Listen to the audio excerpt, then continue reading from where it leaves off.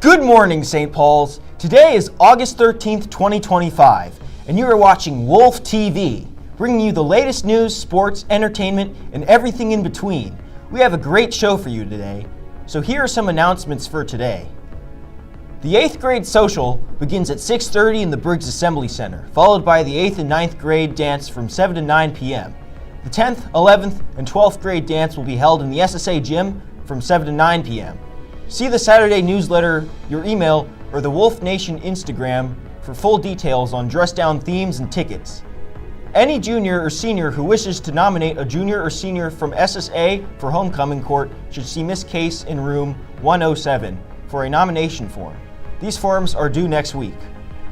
There will be a meeting for all returning rugby players and any student interested in joining rugby in room 109 in the main school building at 3:15 after school.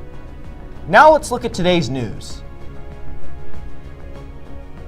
In a dramatic turn of diplomatic events, President Donald Trump has confirmed he will meet Russian President Vladimir Putin this Friday in Anchorage, Alaska, marking an important moment in efforts to start peace in the ongoing Russia-Ukraine war. The announcement was made after a peace summit at the White House where the President Trump told reporters, "The highly anticipated meeting between myself as President of the United States of America and President Vladimir Putin of Russia will take place next Friday, August 15th, 2025, in the great state of Alaska. Further details to follow." This meeting follows Trump's ultimatum to Putin: agree to a ceasefire with Ukraine by August 8th or face secondary sanctions targeting nations that purchase Russian oil. While Putin has yet to publicly commit to ceasefire, Trump remains cautiously optimistic, saying, "I think my gut instinct really tells me that we have a shot at it."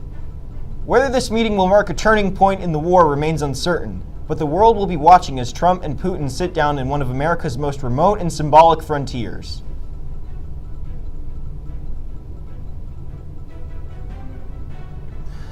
In other news, President Trump recently said that he would deploy National Guard troops to Washington, D.C. to take over the city's police department. The president said that this would be to curb the high crime rate the city has been experiencing. The president said roughly 800 National Guard troops would be deployed to the city in the coming weeks during a news conference at the White House.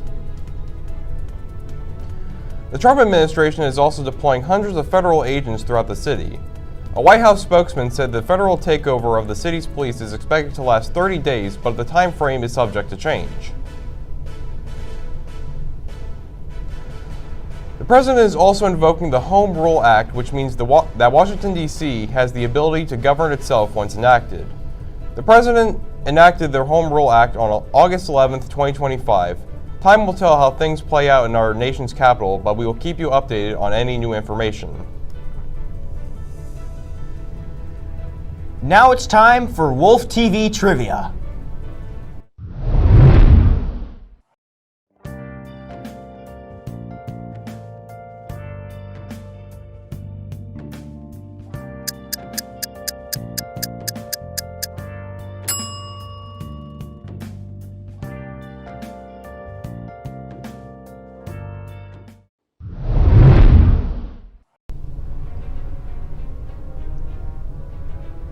Now let's look at today's sports news.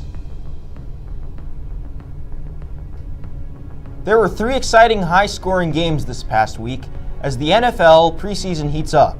The reigning champions of the Philadelphia Eagles beat the Cincinnati Bengals 34-27. Bengals star Joe Burrow and Jamar Chase shined in their only drive. In another game, the Pittsburgh Steelers won their first preseason game against the Jacksonville Jaguars 31-25. Both sides had a good showing. However, the true highlight of the game was Jacksonville's rookie kicker Cam Little, who nailed what would have been an NFL record of 70-yard field goal.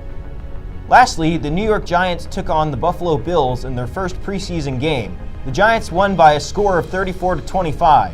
Rookie quarterback Jackson Dart showcased his talent, completing 12-19 of his passes, 154 and a touchdown pass.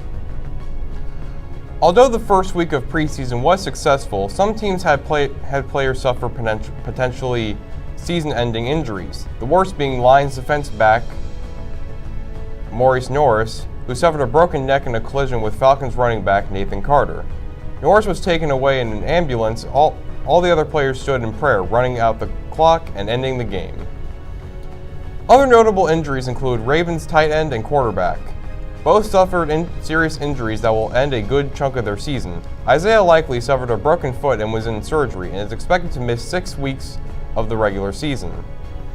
On the other hand, Ravens quarterback Behal Cohn was not as fortunate.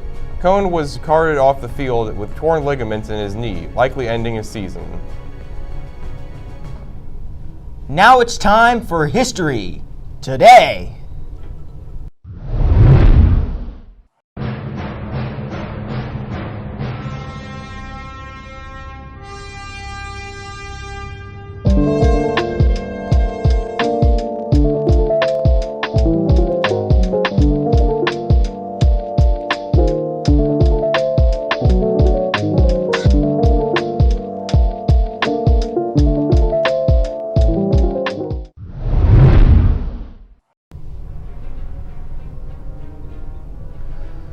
Now let's take a look at the world of entertainment.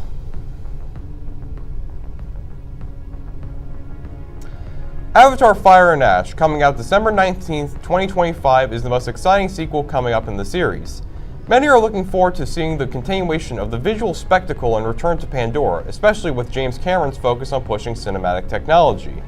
However, some are concerned about the narrative, hoping for a more compelling story than the first film, and questioning whether the franchise can maintain its appeal after a long gap. The new Five Nights at Freddy's 2 comes out December 5th, 2025. People online are buzzing about the upcoming Five Nights at Freddy's movie, with reactions ranging from excited anticipation to cautious optimism. Many fans are expressing hope for a more scary and more horror-focused experience compared to the first film. Avengers: Doomsday is scheduled to come out December 19th, 2026. Although coming out next year, fans are going crazy about the casting. For example, the casting of Robert Downey Jr. as Dr. Doom. Also the addition of the X-Men in the film. Most fans are debating if the movie will create a new beginning for the MCU or ending it off. And now for the joke of the day. Why was the math book so sad? I don't know, why was it, Rogan? Because it had so many problems. That's all our show for today, Wolves. Thank you for watching Wolf TV, and until next time, let's make it a great day.